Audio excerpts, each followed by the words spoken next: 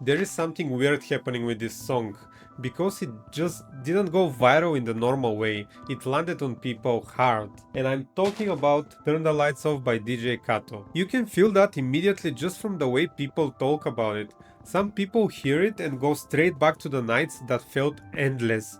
Other people hear it and think about being younger again, being out late, being completely lost in the music. And for some people, it feels like the soundtrack of their life. I've been trying to figure out why it hit me too, because it really did. I was on the plane home listening to it, and it calmed me down in this strange, weird way. Not because everything in my life suddenly got fixed. My problems were still there, life was still waiting for me when I landed, nothing changed. But for those few minutes, everything felt quieter. I don't know if people literally want to turn the lights off. I think a lot of people just want the noise in their head to stop for a minute. At least that's what happened with me. I think we just need a moment where the pressure drops, where the future stops rushing at us, where people can close their eyes and disappear into something for a little while. And this song is giving me that, and it's giving people that, even if it's only for a few seconds. The song doesn't feel like one of those songs that blows up because it's catchy and then disappears 2 weeks later. And I think that's because people are not only reacting to the song,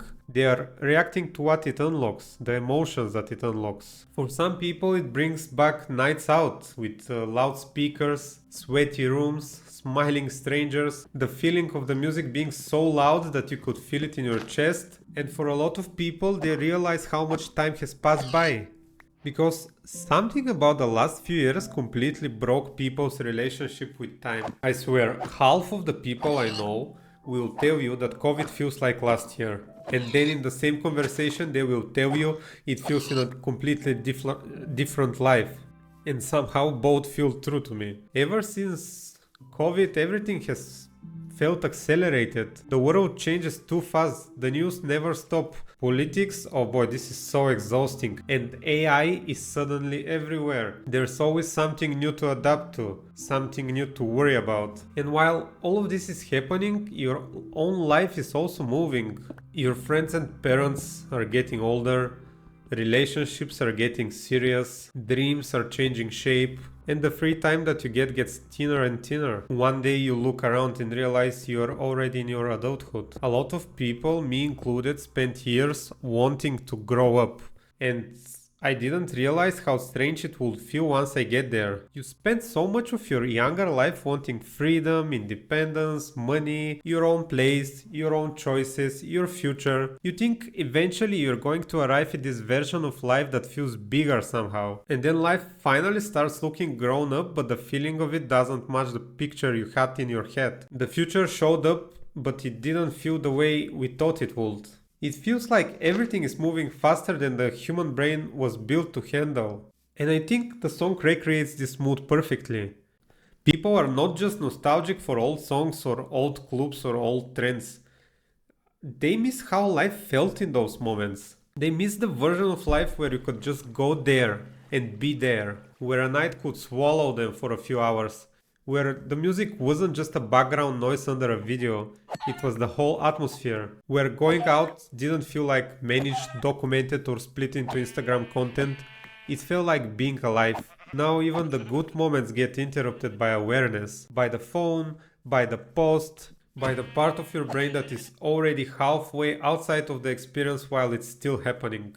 Everything gets processed before you even fully live it. It gets filmed, uploaded, reacted to, and by the time it becomes a memory, it already passed through a screen first. And this changed the feeling of being alive in the moment. And people seem a lot more tired of this than they realize. So when they talk about missing those nights, I don't really hear I miss partying. It sounds like they miss the immersion of the things. They miss when it felt like to be somewhere fully and the rest of the life to disappear for a little while. Being around people who are actually there with you. The loud music, the room feeling alive, a night that didn't feel documented to death. And those kind of experiences feel rare now, at least for me and other millennials. And actually, I don't even think this is a millennial thing only. Older Gen Zs also feel this, especially the people who caught that tail end of that world. Even if it was only for a little while, they know what it felt like. Now you can go outside and still feel the difference. People are physically there, but mentally they are scattered. Half in the room, half in the phone, half recording, half watching themselves exist in real time. This changes how people connect. It changes what a night out feels like. And when people say it has vibe, they mean the vibe that used to happen naturally. You didn't have to manufacture it, you didn't have to brand it, you didn't have to hashtag it. It was just there. That's why the John Hamm scene matters so much too. Because there is something about this scene that feels like a man standing inside his own memories for a second. He's there, but he's also somewhere behind himself. Somewhere older, somewhere sadder, somewhere more aware of how quickly everything moves. That image paired with this song creates this perfect emotional shortcut. Suddenly, this isn't just a track anymore. It becomes a mood that people could project themselves into. It becomes a place to put all of that nostalgia, all of that exhaustion, all of that weird sense of grief that comes from realizing a version of your life is gone and you didn't fully understand how much it meant to you until you felt it coming back for 15 seconds. I really think that's why this song spread the way it did.